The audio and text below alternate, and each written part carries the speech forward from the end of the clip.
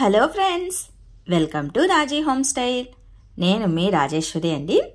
ఈరోజు రాజీ హోమ్ స్టైల్లో అటుకులతో అల్పాహారం కొత్తగా ట్రై చేయండి. చాలా అంటే చాలా బాగుంటుంది. పిల్లల నుంచి పెద్దల వరకు అందరూ లైక్ చేస్తారు.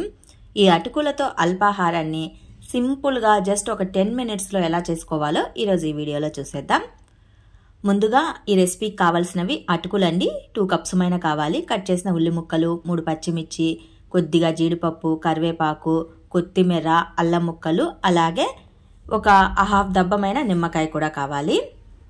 ముందుగా అటుకులని వెడల్పాటి గిన్నెలో వాటర్ తీసుకుని కాస్త శుభ్రంగా కడిగి పక్కన పెట్టేసుకోండి. వాటర్తో తడపండి అంతే. ఎక్కువసేపు గిలకరించి పిసకటం చేయటం ఇలాంటివి చేయొద్దు. జస్ట్ వాటర్తో తడిపేసేసి వాటర్ని అంతా గట్టిగా పిండేసేసి పక్కకు ప్లేట్లోకి పెట్టేసుకోండి.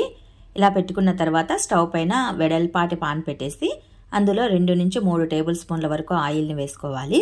ఆయిల్ కొద్దిగా వేడైన తర్వాత 1 టేబుల్ స్పూన్ మైన తిరువాత గింజలు వేసుకోండి. ఇవి కాస్త చిటపటలాడిన తర్వాత కట్ చేసిన ఉల్లి ముక్కల్ని, పచ్చిమిర్చి ముక్కల్ని వేసుకోండి.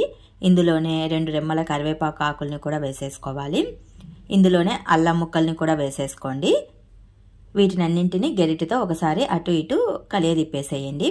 ఇందులోనే కొద్దిగా జీడిపప్పు పలుకుల్ని కూడా వేసేసుకోండి. నేనైతే ఒక 10-15 వరకు జీడిపప్పు పలుకుల్ని వేస్తున్నానండి. టేస్ట్ బాగుంటుంది.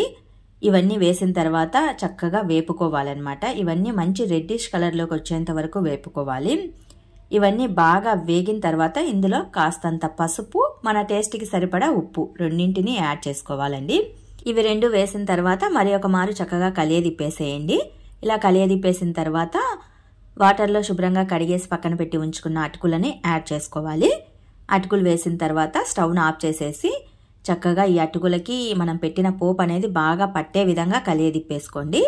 ఇలా కలియదిప్పుకున్న తర్వాత ఫైనల్గా కాస్తంత కొత్తిమీరని వేసేసుకొని అలాగే హాఫ్ దబ్బ నిమ్మకాయ ఉంది కదా, ఆ అరదబ్బ నిమ్మకాయని పిండేసుకోండి. ఫైనల్ టచ్ బాగుంటుందన్నమాట. అల్పాహారంగా తీసుకోవచ్చు. మార్నింగ్ పిల్లలకి టిఫిన్ బాక్స్లో అయినా పెట్టి పంపచ్చండి, లేదా ఈవినింగ్ స్నాక్ రెసిపీగా అయినా తీసుకోవచ్చు. ఇది తీసుకోవటం వలన బరువు ఏమీ పెరగము, అలాగే ఎక్కువగా ఆకలి అనేది కూడా వేయకుండా ఉంటుంది. చాలా టేస్టీతో ఉంటుంది. కంపల్సరీ అందరూ ట్రై చేయండి. అటుకులు తినటం వలన మనకు ఎలాంటి హెల్త్ బెనిఫిట్స్ కలుగుతాయో ఆల్రెడీ నేను మునుపటి వీడియోలలో చేసి ఉన్నాను. ఆ వీడియో లింక్ని డిస్క్రిప్షన్లో ఇస్తాను. మీకు ఇంట్రెస్ట్ ఉంటే చూసి తెలుసుకోండి.